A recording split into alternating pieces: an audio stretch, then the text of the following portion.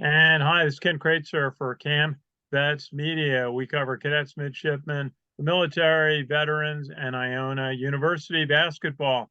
And today we're going to have a chance to catch up with our friend Iona, former Iona player from the class of '80, and Iona Athletic Hall of Famer and ESPN broadcaster, and that is Kevin Hamilton. Kevin, how are you? Very good, Ken. Good to see you again. Good to see you. Now, Gail's been getting in gear with a couple of nice wins this past weekend. First, they had a home win against Mount St. Mary, 81-51, a game they dominated really in the first half, and it, kind of coasted through the second half, but Iona still came away with a 30-point lead in that game, and a 20-point effort by Walter Clayton, 15 by Nelly Jr. Joseph, who had a double-double with 13 rebounds, and Barrick John Louis had 12 points. What was your thoughts on the win over Mount St. Mary? Well, it's expected. They absolutely should win like that against these types of teams. Mount is restructuring its whole team. They lost a bunch of veterans last year, and joining a new conference is something that's not easy to do. So I expected Iona to come out on top. I'm glad they came out as big as they did. You had a couple of very good performances. I continue to be a fan of Walter Clayton's. He just does what he needs to do to really help the team. And then certainly Nelly, I mean, he's got to be on one of the longest double-double streaks in the country, I would think. Yeah, I believe it was 11 that he was on, and I talked to him after the game Friday night. And I asked him about the consistency that he's been able to achieve, and I guess it's just something that he's been working at. His technique's getting better. He's not getting pulled out of the game because of foul trouble as often as he did like last year. Where do you see his game having improved this year? He's a very patient player. He doesn't really go out of his way to demand the basketball, so he's very patient when it comes to that. I think he could be a little bit more aggressive when it comes to that, really call for the basketball. But his game has improved because he's cut down on turnovers, and I think the closer to the basket he is, the better the shots that he takes. So continued improvement. I'm certain he hopes that he gets the ball a little bit more, especially during crunch time. Yeah, and certainly Dennis Jenkins had a good game, 13 points, and Cruz Davis, a freshman, seemed to come in and give Iona some good points, 12 on the game. Now, Sunday, they went up to Fairfield, and we got a chance to be there and see a beautiful new gym that Fairfield Yeah. constructed, over $50 million, seats about 3,500. It's got, say, 10 rows seats around the court. And then it's got a second level with about 4 or 5 rows and standing room and bar stool seats, quite a Mm-hmm. few amenities. Everything's bright red, um, but Iona went up there and played well and got a win. They had to fend off Fairfield uh, in the latter stages of the game, who tried to get back in it, but Iona made some plays. What was your thought about Sunday's game up at Fairfield? Well, first, it was nice to see the on-campus facility at Fairfield. That gives the MAC another very nice arena to hopefully attract, good teams to come play them in their gyms. Um, Fairfield is a team that's getting better, and I would say come tournament time, all teams need to be aware because they don't quit, they play hard, and they play through adversity. I mean, Iona went up big on them, and Fairfield fought back, and Iona had to hold on to survive. Um, but that's a good win for Iona on the road with a team that's surging and doing whatever you have to do to survive. So very, very good win. I didn't think Iona, except for one or two players, shot the ball very well. But nevertheless, they did what they needed to do to get the game to the end and make free throws to win it. Yeah, Nelly Jr. Joseph, another big game, 18 points, 16 rebounds, and 18 points also for Dennis Jenkins. And Walter Clayton in this one had 13. And we talked a little bit about Osborne Shima with Coach Pitino. Osborne went 0 for 4 on 3-point shots, but he chose a lot of energy underneath. He got a few rebounds. And Coach Pitino seems to be happy with Shima trying to shoot the ball. But sometimes I think he'd be better off passing when he's at the top of the key. Well, you know how I feel about that. I like him shooting the ball because it opens up things for Nelly. And Osborne's very capable of making threes. So when he makes them, that's another weapon that Iona has in their arsenal. And also takes off some of the pressure from the guards. You know, Coach Pitino's has to play the guards a lot of minutes. And thank goodness for Cruz Davis stepping up and being a solid alternative for them. But they're going to have to be careful when they get down to tournament time.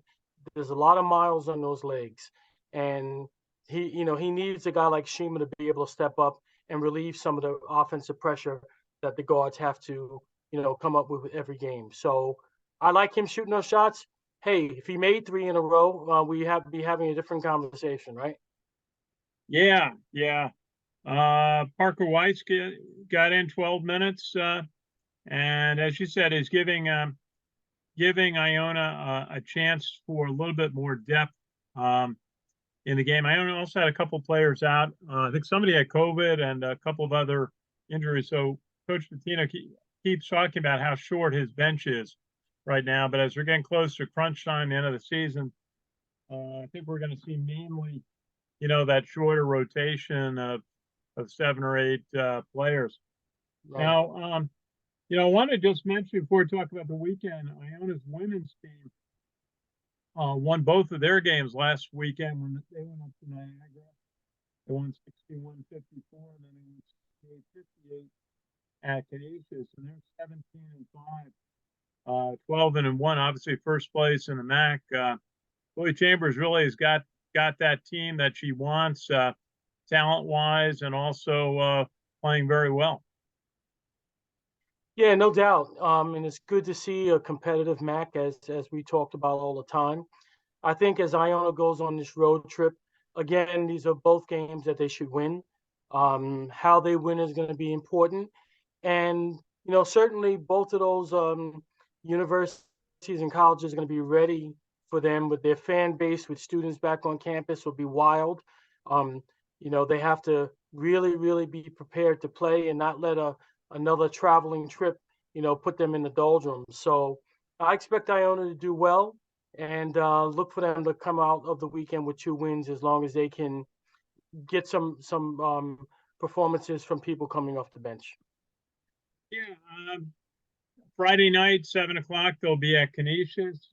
Struggling this year, 5-17, 3-10. They came in and Iona defeated them earlier in the year. And then on Sunday at 1:00, they will go to Niagara, who's playing much better, 13-9, 8-5 on the season. Really just behind the leaders in the MAC conference. Niagara could be a little bit more of a challenge on Sunday. So Niagara did not play very well at Iona. Really got hit with a buzzsaw. That was one of the games that Danish Jenkins was, totally out of his mind how well he played. But they have improved. You can tell that they're getting better. Their problem, though, is like Iona, their depth is not as strong as it should be. And they rely on 1 or 2 players to be their predominant scorers. And Iona did a very good job the first game, shutting down their 2 top leading scorers, which, really put them in a tough situation to keep up scoring against an Iona team that can score very well. I think Canisius could be an interesting game as well. Iona, again, is going to have to be very careful not to underestimate either one of these competitors, especially in their gym. A little run by the competition, the fan base, really supporting them. The Boo Birds getting after Iona. Anything can happen. So they're going to have to play to their abilities and not play down to the competition. Yeah, now just looking at the standings in the MAC conference as we're getting closer, just a couple of weeks away now from the end of the regular season and the MAC tournament um, in Atlantic City, and Riders leading 10-3, 13-9 overall. Second is Iona, half a game behind them, 9-3, 16-7, and then Siena another half game behind, 9-4. 15-9, and Quinnipiac 8-5, and Niagara 8-5. And so it's a big advantage to be finish either first or second in the MAC to avoid you avoid a play-in game or the early. And so Iona's where they want to be, but they got to keep winning and keep and try to hold on to either first or second place in the conference. They'd obviously like to win. I think that game down at Ryder in a couple of weeks is going to be paramount. What do you see with the standings and the way they impact the seeding in the MAC tournament? Well, any of the top four teams in the MAC right now can win it. Some of it's going to be help from other teams. For instance, Siena has to go to Ryder and has to come to Iona and has to face Quinnipiac again. So those are three big games for them, and they can't disappoint their fan base and lose to a team that they should beat. Like they lost to, I believe, Niagara it was. So Ryder's playing very well. Their gym is a very solid home court advantage for them, just like Iona. So anyone who goes to visit there is going to be in for it. But I tell you, I expect Iona to come out on top if they can get healthy through the end of the year. But I also believe Quinnipiac is a team you're going to have to keep your eye on. They're much better than they've played. And they actually get a player back, a young man who I know, a guard that is also very, very good, Savion Lewis. And Savion is very, very good. So when they get him back, that makes that backcourt something to really have to, worry about. But again, I expect Iona to come out on top if they take care of the business and they can get healthy and get a few players back, playing well. Okay, okay. Well, we'll look forward to that. Iona going to the Western New England trip, and something that's always a challenge. When I followed college hockey, they used to talk about in the trip to Clarkson and St. Lawrence, Yeah. upstate New York, which most teams had to do each year, and that being a really tough back-to-back, playing those two schools. So it's the same playing Canisius and Niagara, and so hopefully Iona can get a good start Friday night, and then have I think what's going to be a challenging game against Niagara on Sunday afternoon. Well, Kevin, any thoughts that you see around college basketball? I guess University of North Carolina is really having a tough season. Yeah, and many of the blogs say the fans are starting to get after the coach quite a bit, which I don't understand. He took them to the finals last year.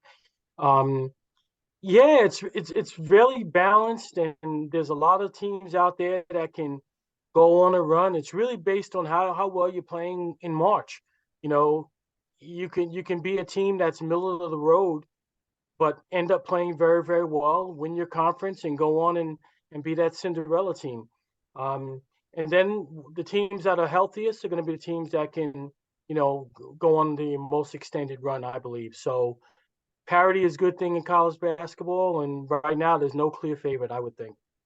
Okay, Kevin Hamilton, Iona alumnus, class of '80, played for Jim Valvano. Great career. Now, we talked a little bit last week about your career, and we said this week we talk a little bit about your business career. You did very well coming out of Iona, going to corporate America. You had a great career. Tell us a little bit about that, if you would. Well, Iona really helped prepare me for my future after basketball, and I'm very thankful for that. The business school was exceptional, a marketing and statistic major. Um, Came out after my basketball career was over. went to work for IBM, and what a great experience. The training at IBM was top notch. The company at the time was at the pinnacle of all Fortune 500 companies. I had the pleasure of doing extremely well in the sales capacity. Um, Moved on to work for Xerox Corporation, which again, top notch company. Had a great career there. 28 years. Was able to retire from Xerox relatively early. Had some great jobs, leading much of the sales organization before I left, and having the opportunity to make a lot of great friends in the business world that respected me for my ability as a sales negotiator and a leader. And also, um, many of these customers knew about my basketball career, so that was a lot of fun. Jesse, do you have a message for players today to realize that they can have a great career in business or another professional field, that it's not just, they should be thinking of their futures beyond basketball? Do you have a message you have for players today? Oh, I would say that people talk about having a plan B in case your basketball career doesn't go well. Well, I would say it's plan A. That should be your plan A. Going to the pros is really plan B, because the percentages of people who get an opportunity to make it and do what I've done, and do what people like Jeff Rulin have done and other players, is less than 1%.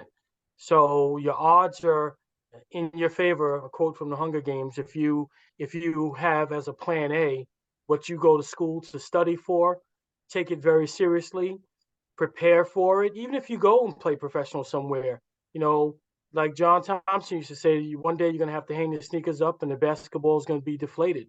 And once that happens, you got to be ready to, go into another career.